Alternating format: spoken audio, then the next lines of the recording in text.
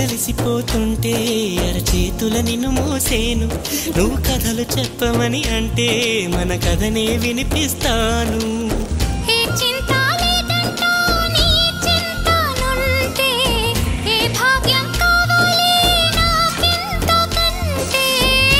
సరసాని నాలివేణి ఇక లోకంలో ఏదైనా పోతే పోనీ ఏం చేసావు నా ప్రాణం ఏదేమైనా జీవితమే